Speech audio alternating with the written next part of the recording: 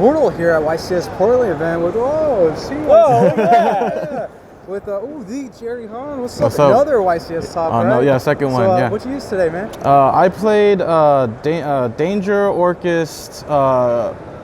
What is it? Guardragon. Ooh, sounds spicy. Yeah, I was messing around. I saw on the Euro list. I don't know what to play for the event, but for the Euro list, I saw like they were making Cyberstein into Exterion, but felt like that was win more button kind of thing. You paid 5,000 life points to get to an Exterion. If like they had an ogre or anything to out it, it would be very subpar, and like they can still maybe break your board. I get like you have a big board, but your Reeses are all exhausted. You have no hand, and I just took that idea and I was like, hey,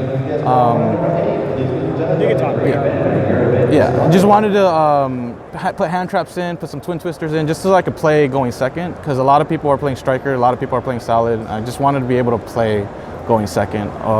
That was my biggest thing for this deck in particular, so we can get into it. So, okay. Yeah. So I'm playing an Ib deck, I'm playing Draco Nets, and instead of Overraptor, I'm using Mathematician. It just serves the same purpose as this. This dumps Carbageddon into Galaxy Serpent, and this just summons off a Galaxy Serpent. This card alone is a full board Dingrisu, Galatea, Counter Trap, Bounce. I choose to play Hot Red, and if you played the Cyberstein engine, you had an Exterior on top. I mean, pretty much it's a win, like you win, but like there are times when you get your Exterior outed and they can still break your board. I played the Danger engine. It's a 2 standard. Everything's 2/2/2. These are the best ones. If you hard open Galaxy Serpent, it's not technically a brick if you open one of these, because you could just sink into Ib and just combo off again. So just any level 3 with this Galaxy Serpent, you can combo. That happened a lot at YCS today. So the standard Orcust engine, 2/1. If they stop this engine, you can go into this, vice versa. You usually do this first anyways. I played 3 salads today, and a lot of times they would just stop this, and I would just go into Orcust with a Crescendo Dingrisu, and it wasn't like a hand trap in hand, and they couldn't do anything. That was really good. The hand traps I played were just these. 2 of these, and then 2 impermanents. I just like diversity. Some people were cutting impermanents and playing 3 of this. Card's nuts too. This card was okay today. And impermanence was crazy just because like it plays around Call by the Grave, and you're able to like just negate things pretty much without being answered to, besides like midfield breaker, or like if they side red reboot going first. I started, the extenders I play are 1 of each. I don't have a lot of light targets. I have Corbane and I have Galaxy Serpent, but these are still, like, in my opinion, needed. I comboed off. I tried to combo off, and I got Valor Impermanence, and I had one of these in my hand, and I like somehow had a Dark. I don't remember what card it was, but I was able to summon this, and then still do Orcust combo, and it was like too much for him to handle. So these were really nice. The 1-ofs are just pretty much Brotar, Corbane, my bricks, all my bricks. You need, well, yeah, we'll just go with all this. So I play a lot of 1-ofs, and I'm notorious to draw 1-ofs of everything. You need to play these to run the engine here. As I said, if you draw this and draw one of these, it's combo, and it's okay. You don't, you can still go off. If you draw this, it's rough. If you draw this, it's okay. If you can just go into an Orcust combo, and you can still technically go into Guardragons as well. Just a different sequence of the combo. These are your targets for Brotar. I decided to play this over the Cyberstein just because like you could do full combo, rip a card out of your hand, and Saryuja for 4. And by the time you get to Saryuja and they don't stop you, you pretty much like have combo. So you would just be greedy and draw your 4 cards, and like the 4 cards can get you into this, impermanence, Call by the Grave, everything. Like you'll be setting like set 4 with full board, and they're not winning at that point. It's the same idea as Exterion without paying 5,000 life points. So that's the idea that I put with this deck. This was good going second. This was good off of Egg, and pretty much everything's needed on this one. So this is the monster lineup. Pretty, I mean, it's not standard. This is just my choice of stuff. A lot of people disagreed with the hand traps. I just didn't want to outright lose going second and just like not be able to play. I feel like a lot of these decks are handicapped like Salad and Striker, and if you like stop one of their plays, they make a very subpar board, and you could just break it because you have combo. These are the spells. So Signet Mining, 3-ofs, God card. I mean, it gets you to Draco Net. It starts your combo plays. It baits Ash if you have Draco Net in your hand. It's great. Your combo deck, you play 3. You need to play 3. I opted to main 2 Twin Twisters because, again, I'm not trying to play through back row. Like, I played Ultra Geist and a lot of Sky Strikers today, 3 Sky Strikers, and I blew them out with this card. And like, opening this and like Nightmare and then Draconet with set 2 Shizuku, it's game. So I could play through a hand trap pretty easily, and it's always nice to just cheat your wins kind of playing this card. Your one-ofs are my extenders. Essentially, this is for the IB. This is an extender. This is just a generic nice extender. If I drew this and Called by the Grave, you were dying that turn. Well, this, and Draconet, you were dying that turn. Because if this stops all the impermanence, all the Veiler BS, Ogre BS, and this stopped the Ash. So you were just comboing off, and they would have to draw like, well, even then, even if they drew 3 hand traps, everything targets. So you're free to play this. This was to search Corbane. It also was, it came up once where I was able to lock a back row, and that was nice, but I never really depended on this card. Other decks were playing Terraforming to get to this card, and I just felt like if I see this, besides Terraforming, I mean, I win. I baited a lot of cards with this today, like Rage. Rage would just pop things. They would have to out this before they let me combo, just because like Rage is dead. It would just hit this and that's it. This is all the spells I play.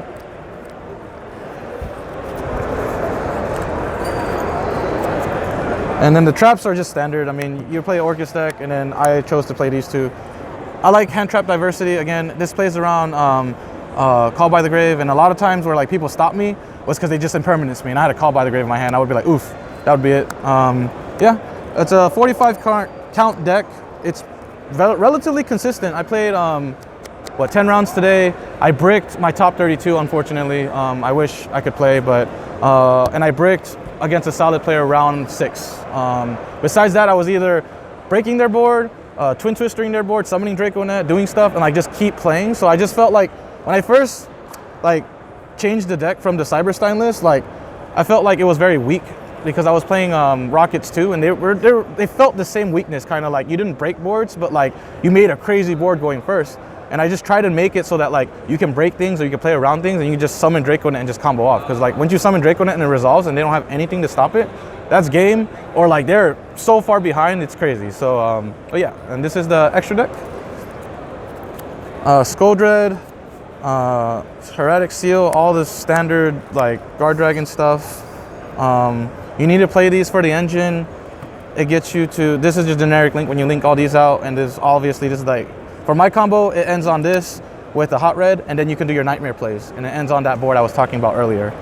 This is your Nightmare engine. It just gets you to Nightmare Orcust if you don't foolish it or if you don't have it in hand to discard. The brokenness of like this, the danger engine for this deck is like, if you had Nessie and you discard off of this, it's just infinite pluses. Like you just get choose a no-go back, or you get a Jack back, and like if you combo out, you can have an extra monster there, and you can Saryuja for 4 to like to draw 4 and just draw into your like hand traps, your Call by the Graves, as I said before, and that's just game when you draw those on top of all the boards that you have to deal with. Bortle Sword for kill shot, IB, Synchro. This is you play a IB deck. This card's crazy.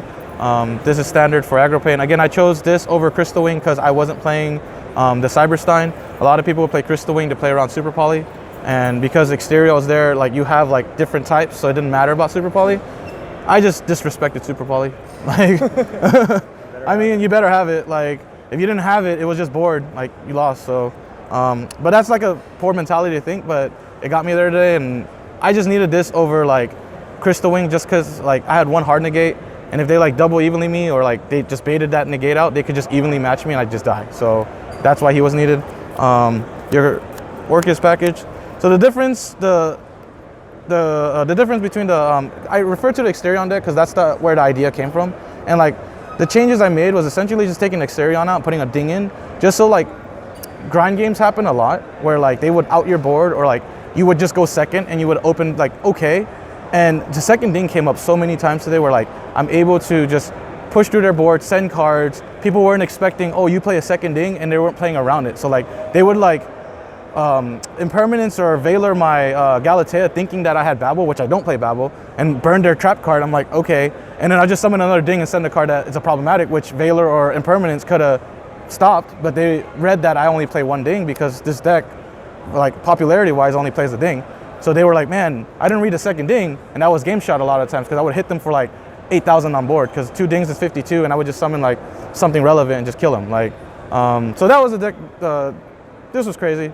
Ding is such an unfair card. Like when you have Ding with 2 materials on board, they can't MST your back row. They can't like just what is it? Pinker tops your stuff. It's just protected. It's really nice to have it. So this is the extra deck. I'll just put this up real quick. And this is my side. It needs to be worked on. So I opted to play this. I think no material sort of sucks. It never really came up because I didn't play a lot of combo decks. I mean, the idea is cool because like if they summon Ib and you hit them with a gnome, they can't play their turn, they pass because it's locked in the extra deck zone and like they usually can't go around it.